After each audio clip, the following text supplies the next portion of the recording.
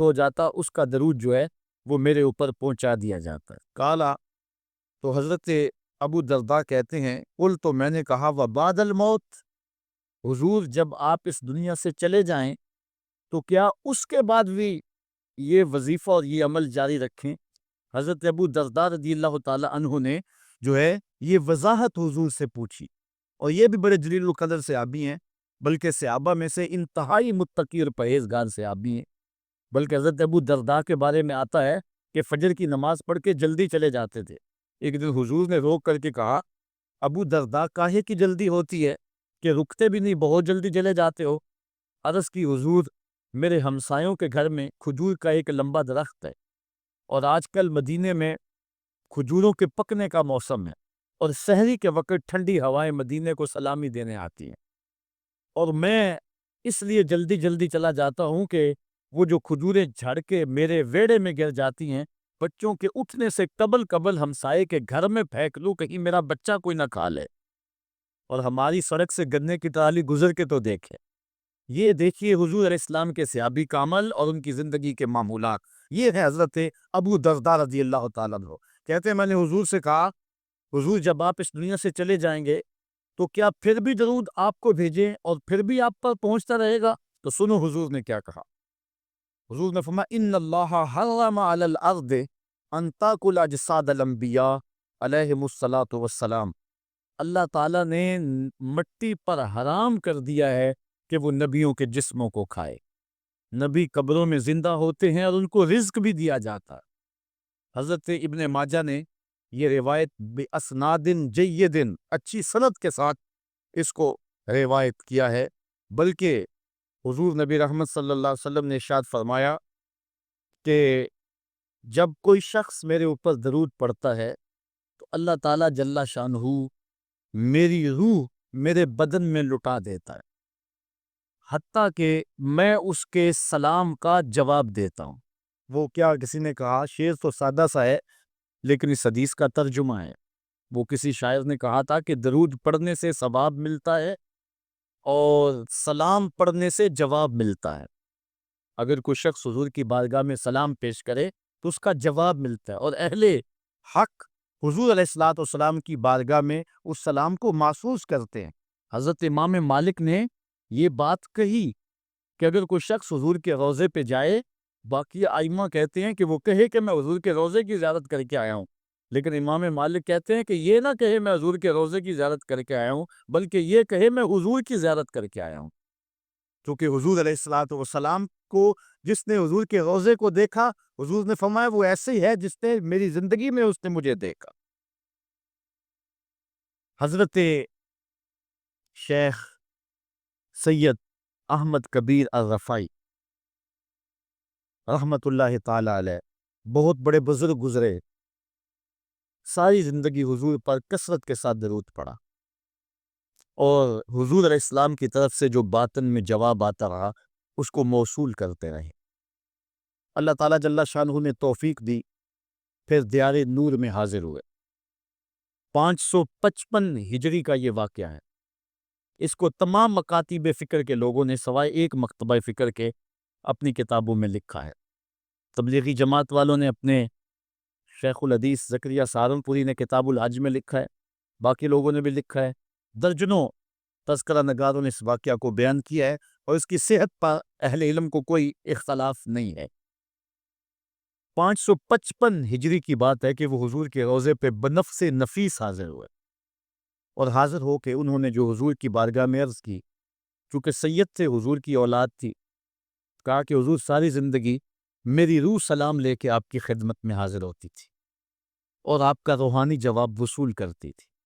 آج آپ کا بیٹا بنفس نفیس خود حاضر ہو گئے، آج میں روحانی جواب نہیں لوں گا، اور حضور کے روضے کے سامنے کھڑے ہو گئے اور ادب سے سلام پیش کیا۔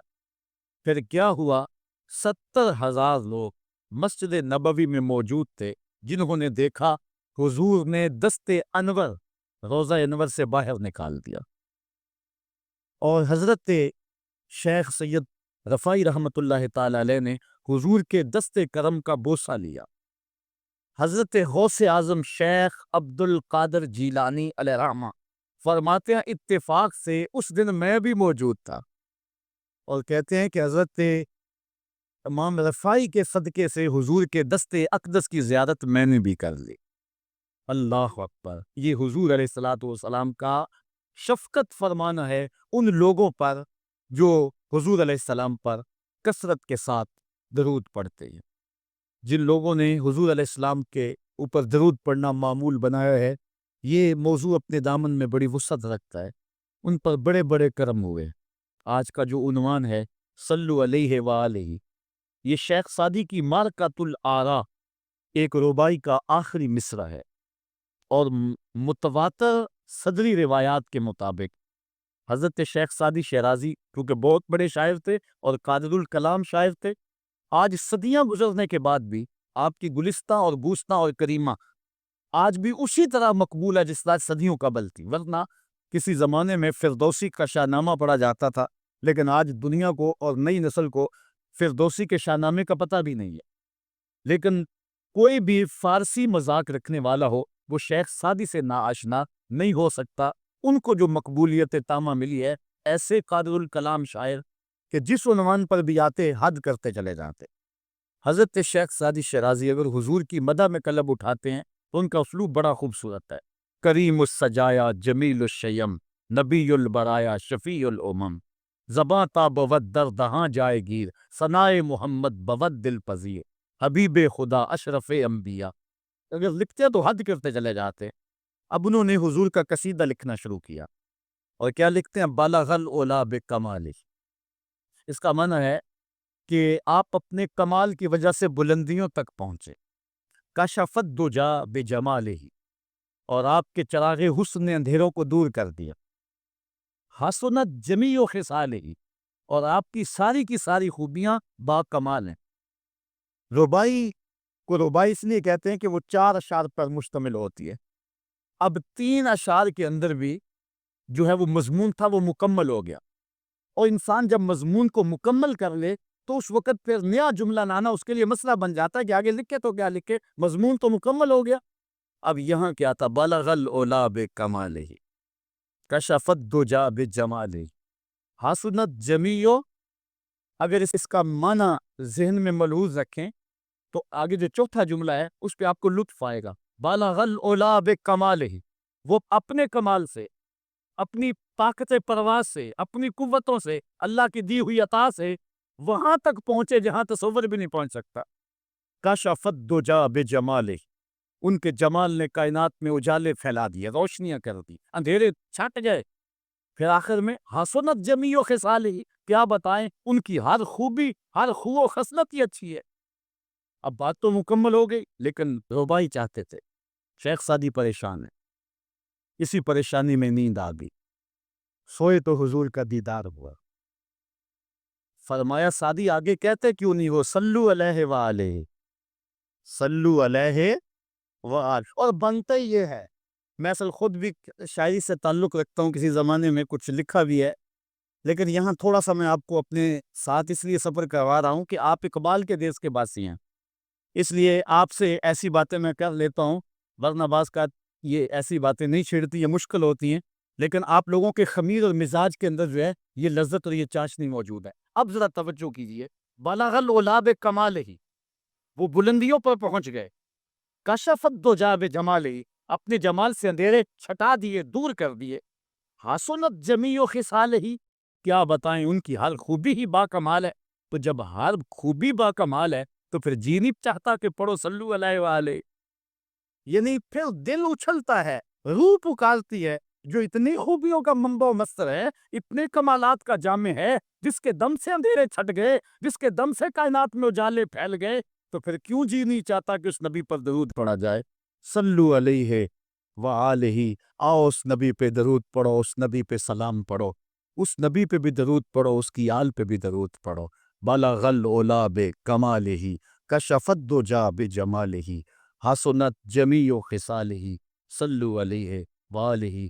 میں درود شریف کے عنوان سے اپنی گفتگو کو ختم کروں اور امام بوصیری کا ذکر نہ کروں تو یہ ناانصافی ہوگی۔ حضرت امام بوصیری فالج زدہ ہیں، ساری زندگی بادشاہوں کے قصیدے لکھے ہیں، ساری زندگی بادشاہوں کی کہانیاں بیان کی ہیں، ان سے اعزازات پائے ہیں، تکریمات پائی ہیں، لیکن عمر کا آخری حصہ آیا، جسم فالج زدہ ہو گیا، سارے چھوڑ گئے۔ تنہائی، بیماری اور غربت، یہ تین چیزیں اگر اکٹھی ہو جائیں تو ان کو کاٹنا بڑی قیامت ہوتی ہے۔ تنہائی، غربت اور بیماری، یہ تینوں اکٹھی آ گئی حضرت امام بوصیری پہ۔ صحت مند کے سارے گاہک ہوتے ہیں، بیمار پڑ گئے تو کوئی پوچھتا ہی نہیں ہے۔ ایک دن خیال آیا، ساری زندگی شہنشاہوں کے قصیدے لکھے، آج اس کا قصیدہ نہ لکھوں جو کائنات کا دولہ ہے۔ اللہ اکبر، قلم پکڑا، پھر حضور کا قصیدہ لکھا۔ یہ قصیدہ بردہ شریف مکمل کیا۔ رات ہوئی، حضرت امام بوصیری سوئے، آقا کریم علیہ السلام تشریف لائے، اور یہ بات ذہن میں رکھیں، حضور نے ارشاد فرمایا، من رآنی فی المنام فقد رآنی فإن الشیطان لا یتمثل بی۔ یہ ابن ماجہ میں 6 طرق سے روایت مروی ہے، ویسے بخاری دیگر کتابوں میں بھی ہے، لیکن ابن ماجہ حجم کے اعتبار سے چھوٹی کتاب ہے، اس میں بھی 6 مرتبہ یہ روایت ہے، باقیوں میں تو بہت مرتبہ یہ روایت آئی ہے۔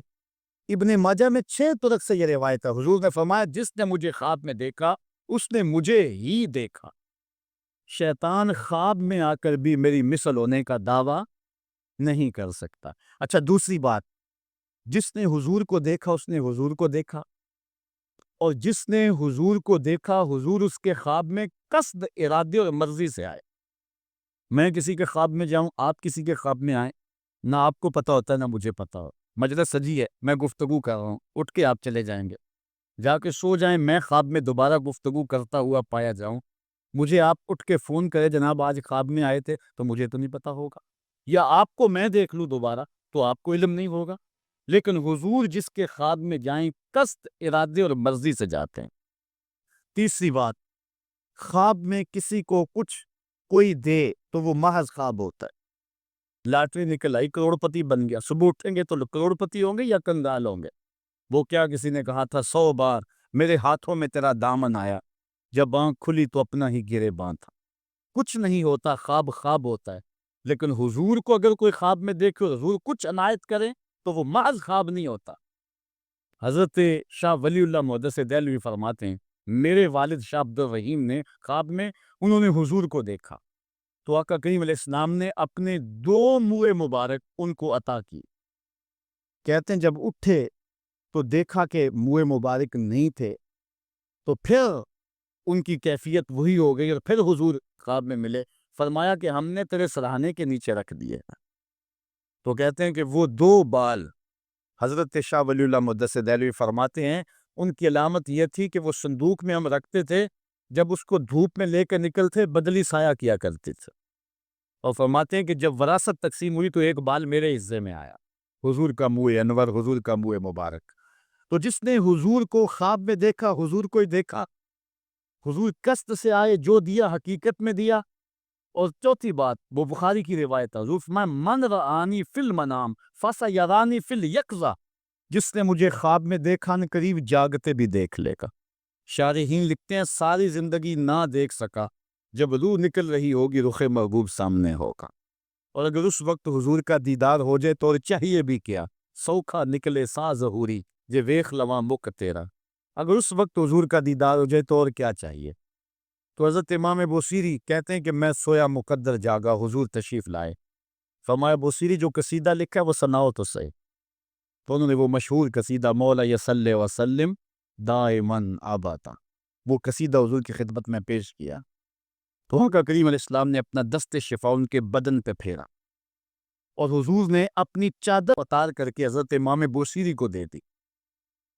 بردہ عربی میں کہتے ہیں جو ہے وہ چادر کو، اسی لیے اس قصیدے کو قصیدہ بردہ کہتے ہیں، وہ قصیدہ جس کی جزا میں چادر عنایت ہوئی تھی۔ حضرت امام بوصیری جب اٹھے تو بالکل ٹھیک تھے، چادر اوڑی اور مسجد میں نماز پڑھنے کے لیے جا رہے ہیں۔ راستے میں ایک درویش کھڑا تھا، کہا بوصیری رات والا قصیدہ تو سناؤ جو تم نے لکھا ہے۔ حضرت بوصیری کہتے ہیں میں نے لکھا تھا اور کسی کو پتہ نہیں تھا۔ میں نے کہا کون سا قصیدہ؟ کہنے لگے بھولے نہ بنو، جو حضور کو سنایا تھا۔ کہنے لگے کہ میں نے کہا کہ تجھے کیسے پتہ ہے؟ کہا بتاؤں یہ چادر کون سی ہے؟ اللہ اکبر۔ تو امام بوصیری رحمت اللہ تعالی علیہ نے حضور علیہ السلام پر یہ درود لکھا، مولا یصلی وسلم دائماً ابدا، اور یہ جزا پائی۔ حضرت سید محمد بن سلیمان رحمت اللہ تعالی علیہ ایک بزرگ گزرے ہیں، یہ 708 ہجری میں پیدا ہوئے تھے۔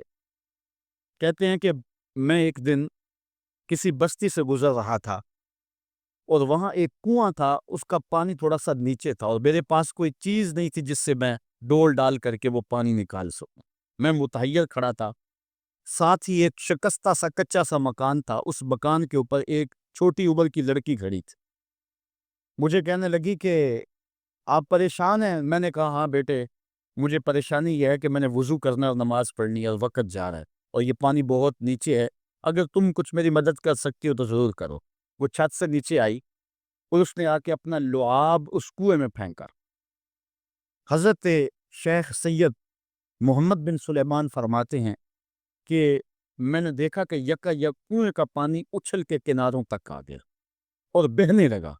میں نے جلدی سے وضو کیا اور پھر میں نے اس لڑکی کو کہا میں تجھے اللہ کا واسطہ دیتا ہوں، تو مجھے بتا کہ تیرے پاس ہے کیا کہ تیرے لب کے ڈالنے سے یہ پانی اچھل کے اوپر آ گیا؟ تو اس لڑکی نے مجھے کہا کہ یہ جو مرتبہ مجھے ملا ہے، بکثرت الصلاۃ علی من کان اذا مشى فی البر تعلقت الوحوش باضیالہ، یہ مرتبہ میں اس پر درود پڑھ کے حاصل کیا ہے جب وہ جنگل سے گزرتے تھے تو جو جانور تھے قدموں سے لپٹ جاتے تھے، میں ان پر درود پڑھنے کی برکت سے جو ہے وہ یہ مرتبہ حاصل کیا ہے۔ تو حضرت سید محمد بن سلیمان کہتے ہیں کہ پھر میں نے ارادہ کر لیا کہ میں ساری زندگی حضور علیہ السلام پر درود پڑھتے ہوئے اور درود لکھتے ہوئے گزاروں گا۔ پھر انہوں نے مشہور زمانہ کتاب جس کو اہل علم اور اہل تصوف دلائل الخیرات کے نام سے جانتے ہیں، جس کی متعدد شروحات بھی لکھی گئی، وہ کتاب انہوں نے تصنیف کی۔ اور اس کتاب کی خصوصیت یہ ہے کہ جو شخص اس کتاب کو باقاعدگی کے ساتھ پڑھے اس کو حضور کا دیدار نصیب ہوتا ہے۔ اور اس کتاب کو پڑھنے والے، میں نے ایک روایت میں پڑھا ہے کہ جو شخص حضور علیہ السلام پر کثرت سے درود پڑھے، اللہ تعالیٰ اس درود کی برکت سے اسے تو نوازتا ہے، اس کی اولاد کو اور اس کی اولاد کی اولاد کو، یعنی اس کی نسلوں کو بھی سنبھال دیتا ہے۔ تو حضرت سید محمد بن سلیمان نے یہ کتاب لکھ کر کے درود کی زمانے پر احسان کیا، اور آج تک بالخصوص علماء روم کا عمل اس کے اوپر جو ہے وہ کثرت کے ساتھ ہے۔ لیکن یہاں بھی جو ہے وہ ہمارے بر صغیر پاک و ہند میں بھی دلائل الخیرات پر لوگوں کے بہت زیادہ عمل ہے۔ میرے والد گرامی اللہ ان کی قبر پہ کروڑوں رحمت نازل فرمائے، انہوں نے 37 سال تک بلا ناغہ دلائل الخیرات کا وظیفہ کیا ہے، اور یہ جو کچھ بھی ہے وہ کیا کسی نے کہا تھا میں جو کچھ بھی ہوں ان کی توجہ کا روپ ہوں، میری زندگی تیرے پیار کا انعام ہی تو ہے۔ تو یہ سارا فیضان یہ درود شریف کا فیضان ہے جو دروس قرآن کی صورت میں آپ دیکھ رہے ہیں۔ حضرت سید محمد بن سلیمان رحمت اللہ تعالی علیہ کا پھر انتقال ہو گیا اور سوس نامی ایک بستی کے اندر ان کو دفن کر دیا گیا۔ پھر اس کے بعد 77 سال کے بعد ان کو وہاں سے مراکش منتقل کیا گیا، اور آپ کو جب دفن کیا گیا، اور یہ بات اخبار مشہورہ میں سے ہے کہ آپ کی قبر کی مٹی سے درود کی برکت کی وجہ سے کستوری جیسی خوشبو آیا کرتی تھی، اور جب اتنے طویل عرصے کے بعد ان کو قبر سے نکالا گیا تو جب وہ فوت ہوئے تھے تو انہوں نے تھوڑی دیر پہلے حجامت بنائی تھی، اور جب لحد سے ان کو نکالا گیا 77 برس بعد تو ایسے لگتا تھا کہ جس طرح ابھی خط کروایا ہے، اور لوگوں نے ان کے جسم کو انگلی لگا کر کے دیکھا تو جس طرح ایک زندہ شخص کے جسم کو انگلی لگائیں تو خون ہٹ جاتا ہے اور جگہ زرد ہو جاتی ہے، تو ایسے ہی لوگوں نے پایا کہ جگہ زرد ہو گئی، پھر انگلی اٹھائی تو جو ہے وہ پھر وہاں دوبارہ سرخی آنے لگی۔ تو اس شخص نے بتایا کہ یہ دیکھو کیا ہے، تو پھر جو بھی زیارت کرنے آتا وہ انگلی لگا کے دیکھتا اور اس طرح دباتا آپ کی جلد کو، اور وہ زرد ہو جاتی اور پھر دوبارہ خون آتا، تو پھر ان کی زیارت بند کر دی گئی اور وہاں سوس سے اٹھا کر کے ان کو مراکش کے اندر دفن کیا گیا۔ جو شخص حضور علیہ السلام پہ درود پڑھے تو اس کو حیات جاوداں مل جاتی ہے، اور صاحب درود نبی کا کمال اور مرتبہ کیا ہوگا۔ تو فرمایا ان اللہ و ملائکتہ یصلون علی النبی یا ایھا الذین آمنوا صلوا علیہ وسلموا تسلیما۔ آؤ ہم حضور کی بارگاہ میں پورے ادب سے ہدیہ درود پیش کریں۔ الصلاۃ والسلام علیک یا رسول اللہ وعلی آلک واصحابک یا محبوبہ رب العالمین۔ ہو جاتا اس کا درود جو ہے وہ میرے اوپر پہنچا دیا جاتا ہے۔ کالا تو حضرت ابو درداء کہتے ہیں قل تو میں نے کہا وبعد الموت، حضور جب آپ اس دنیا سے چلے جائیں تو کیا اس کے بعد بھی یہ وظیفہ اور یہ عمل جاری رکھیں؟ حضرت ابو درداء رضی اللہ تعالی عنہ نے جو ہے یہ وضاحت حضور سے پوچھی، اور یہ بھی بڑے جلیل القدر صحابی ہیں، بلکہ صحابہ میں سے انتہائی متقی اور پرہیزگار صحابی ہیں۔ بلکہ حضرت ابو درداء کے بارے میں آتا ہے کہ فجر کی نماز پڑھ کے جلدی چلے جاتے تھے۔ ایک دن حضور نے روک کر کے کہا ابو درداء کاہے کی جلدی ہوتی ہے کہ رکتے بھی نہیں، بہت جلدی چلے جاتے ہو؟ عرض کی حضور میرے ہمسایوں کے گھر میں کھجور کا ایک لمبا درخت ہے، اور آج کل مدینے میں کھجوروں کے پکنے کا موسم ہے، اور سحری کے وقت ٹھنڈی ہوائیں مدینے کو سلامی دینے آتی ہیں، اور میں اس لیے جلدی جلدی چلا جاتا ہوں کہ وہ جو کھجوریں جھڑ کے میرے ویڑے میں گر جاتی ہیں، بچوں کے اٹھنے سے قبل ہمسائے کے گھر میں پھینک لوں کہیں میرا بچہ کوئی نہ کھا لے، اور ہماری سڑک سے گنے کی ٹرالی گزر کے تو دیکھے۔ یہ دیکھیے حضور علیہ السلام کے صحابی کا عمل اور ان کی زندگی کے معمولات۔ یہ ہے حضرت ابو درداء رضی اللہ تعالیٰ عنہ، کہتے ہیں میں نے حضور سے کہا حضور جب آپ اس دنیا سے چلے جائیں گے تو کیا پھر بھی درود آپ کو بھیجیں اور پھر بھی آپ پر پہنچتا رہے گا؟ تو سنو حضور نے کیا کہا۔ حضور نے فرمایا ان اللہ حرم علی الارض ان تاکل اجساد الانبیاء علیہم الصلاۃ والسلام، اللہ تعالیٰ نے مٹی پر حرام کر دیا ہے کہ وہ نبیوں کے جسموں کو کھائے۔ نبی قبروں میں زندہ ہوتے ہیں اور ان کو رزق بھی دیا جاتا ہے۔ حضرت ابن ماجہ نے یہ روایت باسناد جید اچھی سند کے ساتھ اس کو روایت کیا ہے، بلکہ حضور نبی رحمت صلی اللہ علیہ وسلم نے ارشاد فرمایا کہ جب کوئی شخص میرے اوپر درود پڑھتا ہے تو اللہ تعالیٰ جل شانہ میری روح میرے بدن میں لٹا دیتا ہے، حتیٰ کہ میں اس کے سلام کا جواب دیتا ہوں۔ وہ کیا کسی نے کہا، شعر تو سادہ سا ہے لیکن اس حدیث کا ترجمہ ہے۔ وہ کسی شاعر نے کہا تھا کہ درود پڑھنے سے ثواب ملتا ہے اور سلام پڑھنے سے جواب ملتا ہے۔ اگر کوئی شخص حضور کی بارگاہ میں سلام پیش کرے تو اس کا جواب ملتا ہے، اور اہل حق حضور علیہ الصلوۃ والسلام کی بارگاہ میں اس سلام کو محسوس کرتے ہیں۔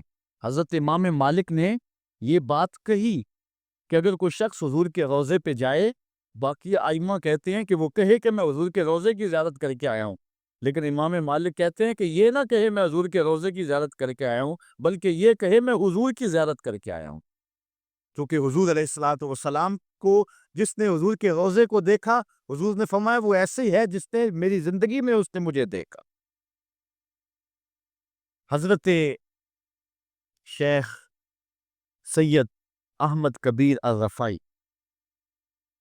رحمت اللہ تعالی علیہ بہت بڑے بزرگ گزرے، ساری زندگی حضور پر کثرت کے ساتھ درود پڑا، اور حضور علیہ السلام کی طرف سے جو باطن میں جواب آتا رہا اس کو موصول کرتے رہے۔ اللہ تعالیٰ جل شانہ نے توفیق دی، پھر دیار نور میں حاضر ہوئے۔ 555 ہجری کا یہ واقعہ ہے۔ اس کو تمام مکاتب فکر کے لوگوں نے سوائے ایک مکتبہ فکر کے اپنی کتابوں میں لکھا ہے۔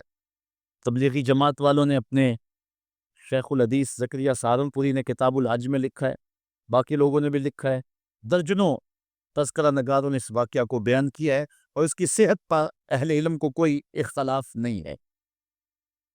555 ہجری کی بات ہے کہ وہ حضور کے روضے پہ بنفس نفیس حاضر ہوئے، اور حاضر ہو کے انہوں نے جو حضور کی بارگاہ میں عرض کی، چونکہ سید تھے، حضور کی اولاد تھی، کہا کہ حضور ساری زندگی میری روح سلام لے کے آپ کی خدمت میں حاضر ہوتی تھی اور آپ کا روحانی جواب وصول کرتی تھی۔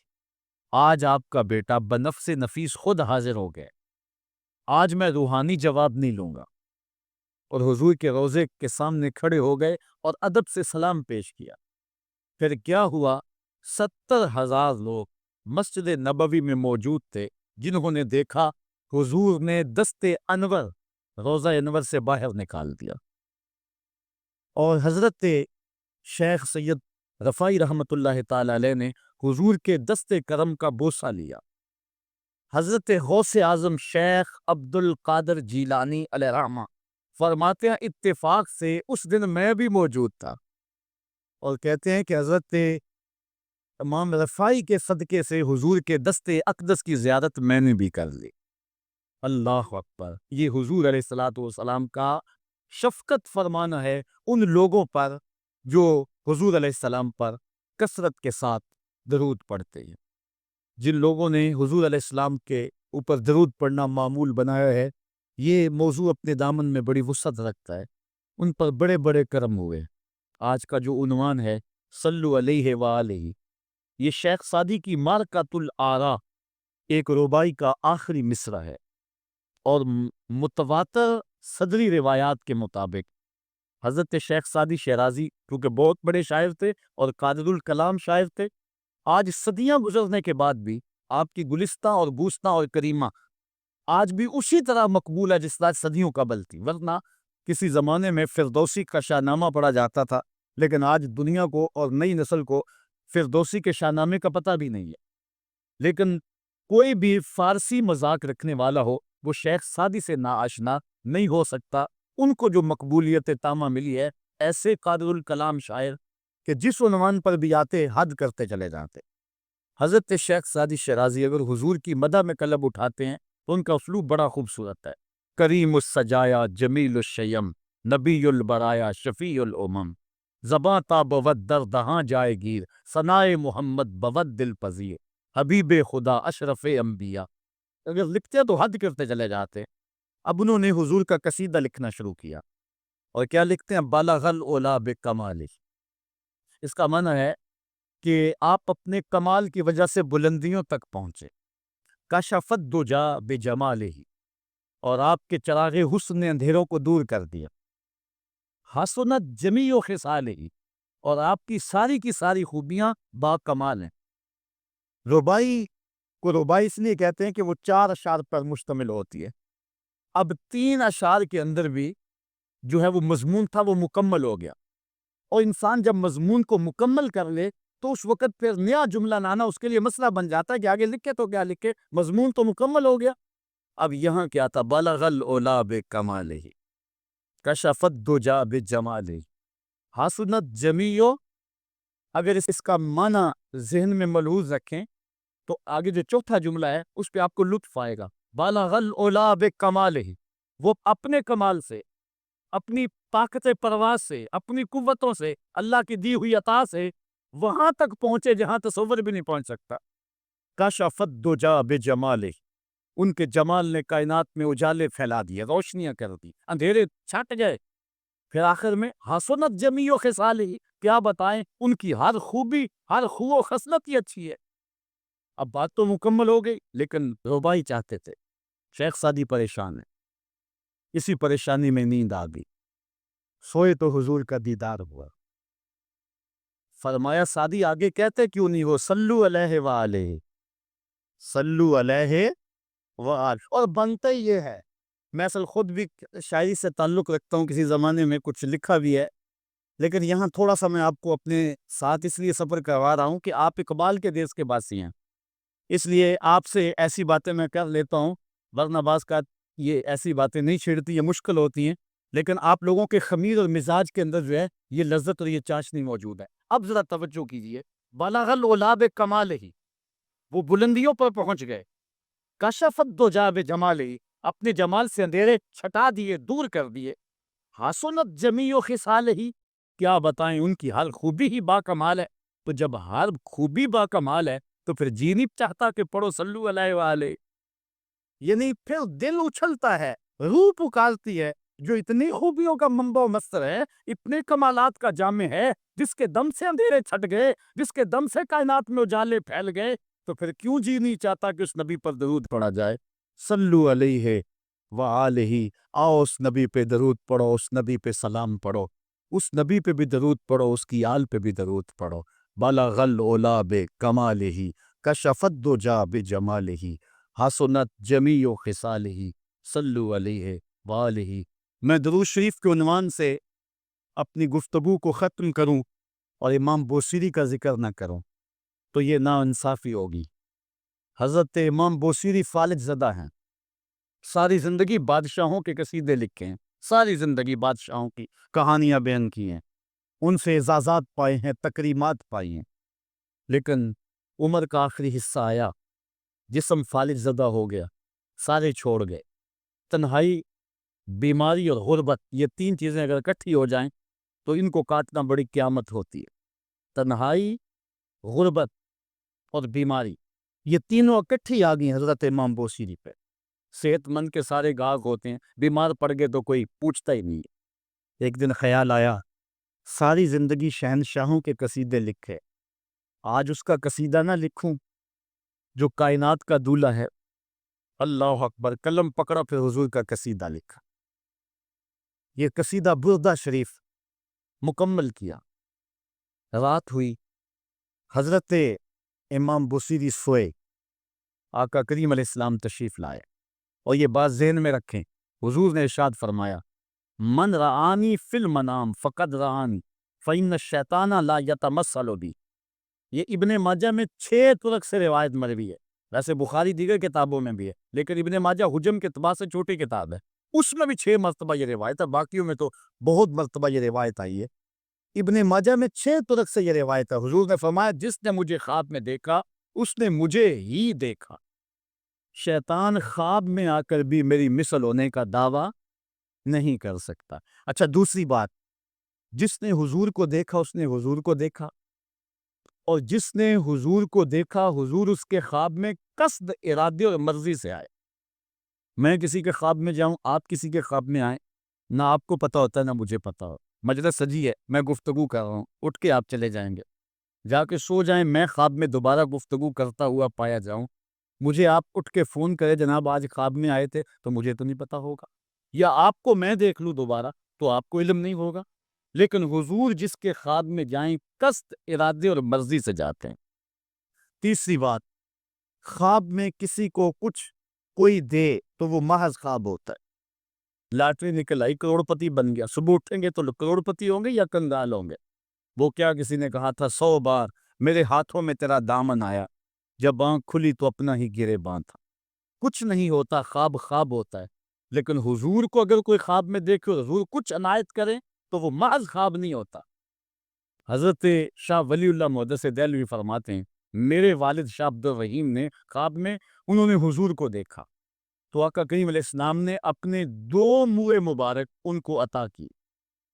کہتے ہیں جب اٹھے تو دیکھا کہ منہ مبارک نہیں تھے، تو پھر ان کی کیفیت وہی ہو گئی، اور پھر حضور خواب میں ملے، فرمایا کہ ہم نے تیرے سرہانے کے نیچے رکھ دیے۔ تو کہتے ہیں کہ وہ 2 بال حضرت شاہ ولی اللہ محدث دہلوی فرماتے ہیں ان کی علامت یہ تھی کہ وہ صندوق میں ہم رکھتے تھے، جب اس کو دھوپ میں لے کر نکلتے بدلی سایہ کیا کرتے تھے، اور فرماتے ہیں کہ جب وراثت تقسیم ہوئی تو ایک بال میرے حصے میں آیا، حضور کا منہ انور، حضور کا منہ مبارک۔ تو جس نے حضور کو خواب میں دیکھا حضور کو ہی دیکھا، حضور قصد سے آئے، جو دیا حقیقت میں دیا۔ اور چوتھی بات، وہ بخاری کی روایت ہے، حضور فرمایا من رآنی فی المنام فسیرانی فی الیقظہ، جس نے مجھے خواب میں دیکھا نہ قریب جاگتے بھی دیکھ لے گا۔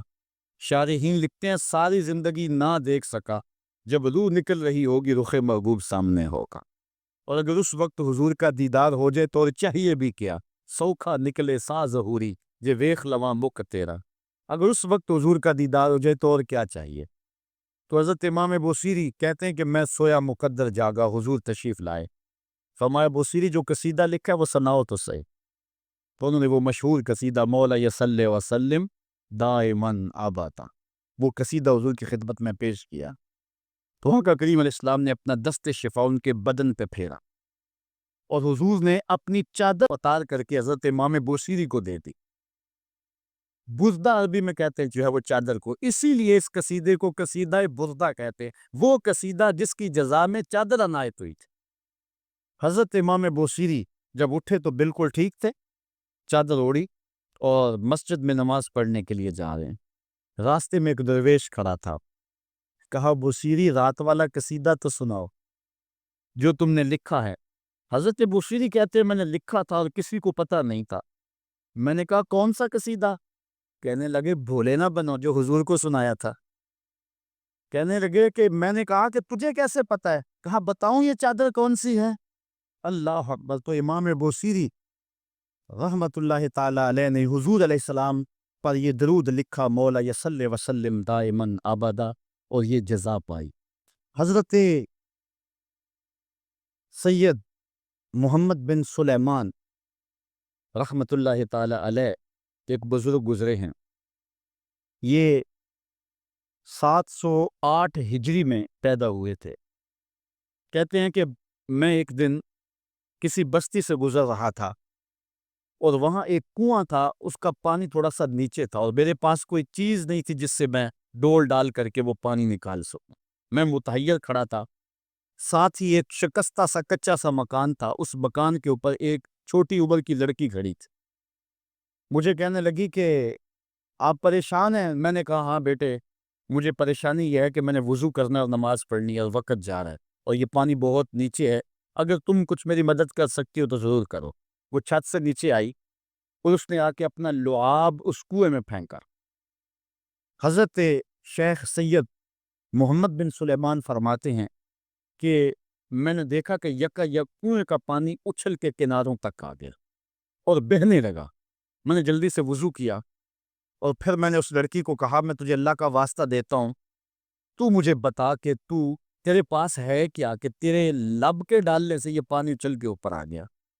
تو اس لڑکی نے مجھے کہا کہ یہ جو مرتبہ مجھے ملا ہے بکثرت الصلاۃ علی من کان اذا مشى فی البر تعلقت الوحوش باذیالہ، یہ مرتبہ میں اس پر درود پڑھ کے حاصل کیا ہے جب وہ جنگل سے گزرتے تھے تو جو جانور تھے قدموں سے لپٹ جاتے تھے، میں ان پر درود پڑھنے کی برکت سے جو ہے وہ یہ مرتبہ حاصل کیا ہے۔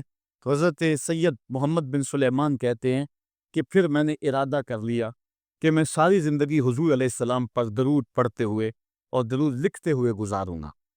پھر انہوں نے مشہور زمانہ کتاب جس کو اہل علم اور اہل تصوف دلائل الخیرات کے نام سے جانتے ہیں، جس کی متعدد شروحات بھی لکھی گئی، وہ کتاب انہوں نے تصنیف کی، اور اس کتاب کی خصوصیت یہ ہے کہ جو شخص اس کتاب کو باقاعدگی کے ساتھ پڑھے اس کو حضور کا دیدار نصیب ہوتا ہے۔ اور اس کتاب کو پڑھنے والے، میں نے ایک روایت میں پڑھا ہے کہ جو شخص حضور علیہ السلام پر کثرت سے درود پڑھے، اللہ تعالیٰ اس درود کی برکت سے اسے تو نوازتا ہے، اس کی اولاد کو اور اس کی اولاد کی اولاد کو، یعنی اس کی نسلوں کو بھی سنبھال دیتا ہے۔ تو حضرت سید محمد بن سلیمان نے یہ کتاب لکھ کر کے درود کی زمانے پر احسان کیا، اور آج تک بالخصوص علماء روم کا عمل اس کے اوپر جو ہے وہ کثرت کے ساتھ ہے، لیکن یہاں بھی جو ہے وہ ہمارے بر صغیر پاک و ہند میں بھی دلائل الخیرات پر لوگوں کے بہت زیادہ عمل ہے۔ میرے والد گرامی اللہ ان کی قبر پہ کروڑوں رحمت نازل فرمائے، انہوں نے 37 سال تک بلا ناغہ دلائل الخیرات کا وظیفہ کیا ہے، اور یہ جو کچھ بھی ہے وہ کیا کسی نے کہا تھا میں جو کچھ بھی ہوں ان کی توجہ کا روپ ہوں، میری زندگی تیرے پیار کا انعام ہی تو ہے۔ تو یہ سارا فیضان یہ درود شریف کا فیضان ہے جو دروس قرآن کی صورت میں آپ دیکھ رہے ہیں۔ حضرت سید محمد بن سلیمان رحمت اللہ تعالی علیہ کا پھر انتقال ہو گیا اور سوس نامی ایک بستی کے اندر ان کو دفن کر دیا گیا۔